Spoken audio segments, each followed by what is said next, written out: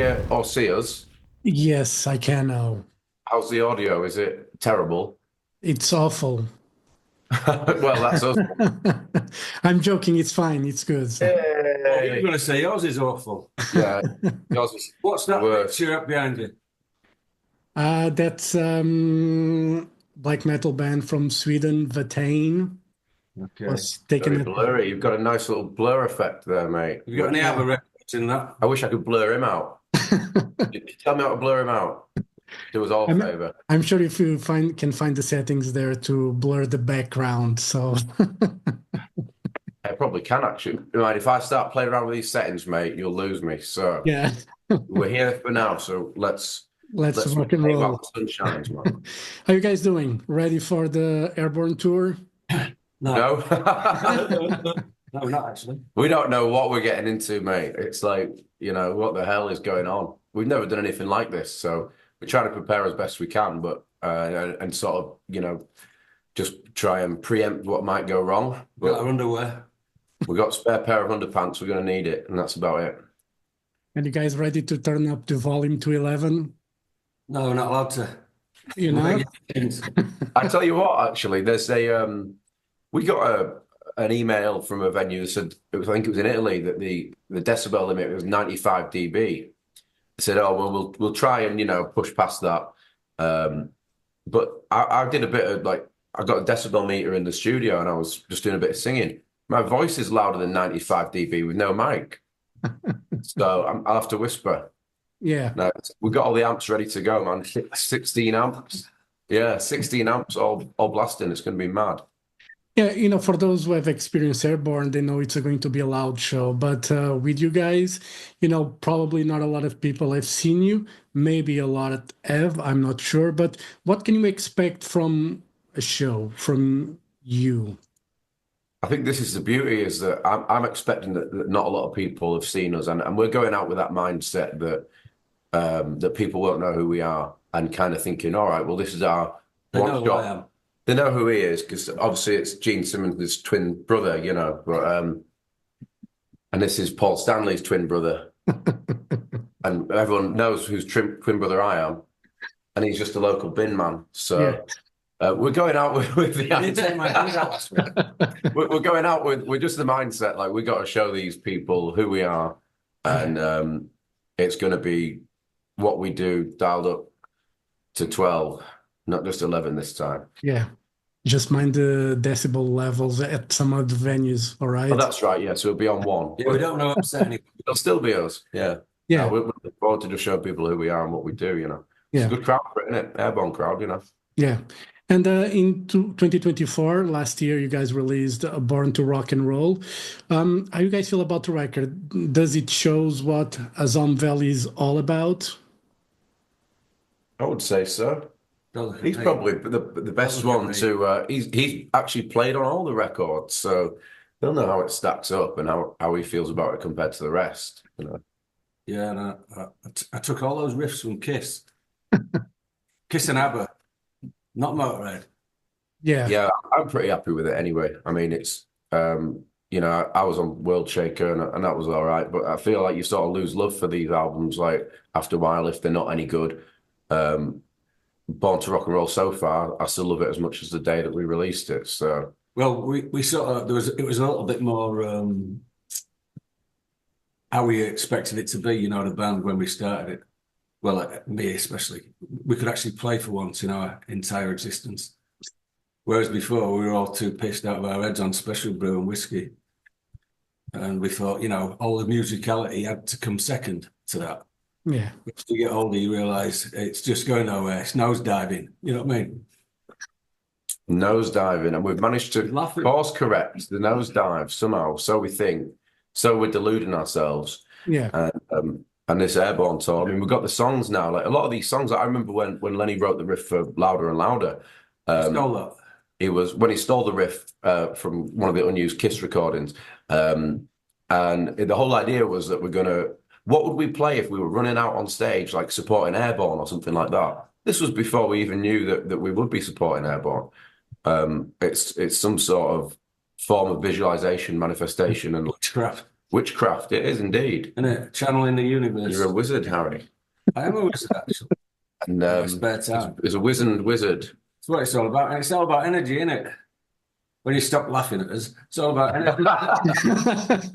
energy and how you conduct it throughout the ether and universe, and God knows where it ends up.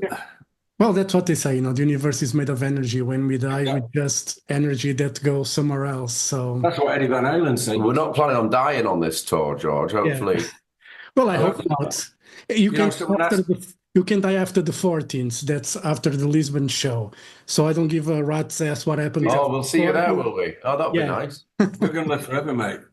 Well, I hope so. You know, that's what rock and roll is about. It's to live forever, isn't it? Totally. You can die, but the music lives on. So that's rock and roll. And, you know, after the Airborne tour, what are the plans for the rest of the year for you guys? No, isn't that enough for you? We're going to need a long lie down after that. Not getting one. Yeah. We've got some fucking festivals, and then we've got a whole of the UK tour coming up later on. Oh, that's right. Yeah, I almost forgot about that.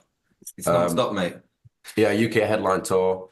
You know, we've been toying with the idea of potentially, this is an exclusive, mate, so get ready. Make sure you're pressing record for this bit. We've been talking the idea of maybe doing a live album on this one. We're going to see how it goes. We don't know how the technology is going to work. I don't know if the auto-tune is going to be up to scratch, but if it is, we're open to do a live album. We'll see how that goes. That might all go down the toilet very quickly, but if we can figure it out, we could hope to do that. And then obviously the next album as well, we've already got demos for that. So live albums are better though, aren't they? You really get to see what a band's like. Yeah, apart from Kiss Alive 1 and 2, where we dub the live crowd and stuff like that. But yeah. But I used to get a load of Motorhead bootleg cassette tapes back in late 70s, you know, from in and around Blackburn when they were on that 78 tour. And they were great because they were absolutely out of tune, just shouting. But you could hear all the audience heckling, you know. Yeah. There's nothing better than that, just seeing a band. Like, being just enjoy the studio, can't they? You know, speaking of that, because, you know, back in the day, there was no mobile phones. Now everybody has a phone stuck in your face, especially in smaller clubs. I got one. Yeah. You're on TikTok, mate? I am on TikTok. Yeah. Oh, there you go. I've got another one, actually. You can't stop me, mate. 2 phones. Keep them coming. I'm like a magician. Yeah. It's definitely a different world, isn't it? On the phone, mate. Come on. There you go. You still got a cord on this one. Yeah. You know? Does it work still? I don't think you can do a selfie on it though. It's not that kind of phone. No. I don't know what calling. Should probably get back to him later. But for you guys as a rock and roll band, and you know, how do you see when people are just watching the concert from their phones and not actually experiencing, you know, what the band is giving live? What are your thoughts on mobile phones on live shows? At least they're there, aren't they? Yeah, right. You know what? Go watch it later. I think, like Stel just said it, you know, I'm not going to tell people how to enjoy things. I mean, you know, when you see us on stage, we're putting out a lot of energy and going fucking insane. But when I'm watching a band, I'll just stand at the back, man. I'll just stand. This is me watching a band. My favorite band, favorite song. And I'm enjoying it, you know, but that's how I enjoy it. And he's a musician, isn't he? You know what I mean? So, you know, if people want to enjoy it by maybe there's a friend at home that can't be at the show and they want to film it, you know, I mean, I do appreciate it when people are more present than that, you know, if people are really present in that moment and soaking it up. But I suppose really that's on us to not demand that, but to deserve that or to elicit that in some way that makes people want to get off their phone. I'll fucking put the phone down, I'm going to enjoy this. Rather than just demand that people do that, let's see if we can put in the work such that they want to do that naturally. Do you know what I mean? But not really something to moan about. If there's loads of videos out there of us playing bum notes, it only really makes us want to get better. So no, that's fine for us. We ain't going to complain, man. We just love what we do. So yeah. And you were speaking about demos for a next record. How does the songwriting process work with you guys? You guys like to be all in the same place writing? Or you guys embrace this digital era where you can write in your own bedroom? Writing? We just copy Motorhead, mate. Haven't you heard? Now we sort of stay in the we basically live here, mate. This is it's like a family photo, this, isn't it? Yeah. It's dusting. It's a little bit. Someone should turn a light on. We'd probably look a little bit vitamin D deficient in this. I haven't left here in weeks. What's it like out there? Yeah, we're just in the bunker all the time, No, I didn't actually mean turn a light on. So this is our manager was like, "Do you actually want me to turn a light on?" No, it's probably fine. It probably look worse under light. So we're just staying here, and Lenny will be turning his amps on, trying out. Maybe just a riff will just happen. Like he always says. Happens, does it? Well, that's our interpretation of it, and also Lenny will tell you that they just sort of It just happened, mate. they just flow. Even when you try and write something, you probably can't ever do it. You've got to like channel it from somewhere. Yeah. How do you know when a riff is good? When it's not bad. And that's the only criteria it needs to fulfill. Usually, you can think that a riff is shit, and you're usually correct. But when Ryan gets on it, once the drums are laid down, just some kind of decent beat, you can be surprised what absolute garbage actually sounds good. And that's all down to Ryan actually being the only musician in this band. Yeah, but when I come up with a riff, it's like I pretty much know what I want this band to sound like. So if it's falling outside those guidelines, you pretty much know straight away whether it's going to work. Even when I'm writing some crap riff in a studio, that people will say, "What is this out of time nonsense?" Yeah. But I'm imagining it on a stage with all the everything. Yeah, I think Lenny's quite good at visualizing that sort of finished result. There's been times where I've sort of questioned the absolute mad, harebrained, ridiculous, fucked up idea that he's had, and then later found myself going. In hindsight, it wasn't actually far off the mark at all. I mean, what usually happens is I'll have some really simple riff idea, and maybe the idea of a chorus, and I usually got a list of song titles, and one will jump out. And it'll be like, "Oh, that's obvious." I'll mention it to Ralph, and he'll say, "Nah, what the fuck is that?" And then he'll go away and write some lyrics, and then between us, we'll sort of like work it out, and we'll go back and refine it, and then we'll show it to Ryan, and he'll go away, take it, put some drums on it, and we'll go, "Wow, we just completely changed it," and then we'll get Stell putting solos on it and little bits of this and that. Yeah, it's quite a new thing now. With a lot of the Born to Rock and Roll album that maybe a certain percentage of it anyway was written like before we even had a second guitarist, before Stell joined. There were some singles that were released before that were just as a three-piece. So then now we're just approaching the songwriting with like more, hang on, yeah, shit, we don't have to keep this so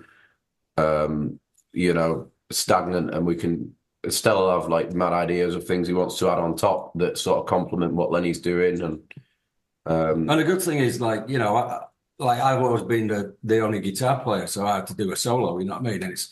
And then when we're writing now, it's like, oh, wait a minute, we've got another guitar player. So like Beware the Full Moon, for instance, I was going to put a solo on there. And I said, why am I going to do it? Get Stella, he might come up with something different. And so he was playing some stuff, and we said, oh, I like that. What are you doing there? And he was like, well, no, just fucking around there. I go, no, that's brilliant. And so do more of that. And like that Beware the Full Moon solo is my favorite solo. Shows you, eh?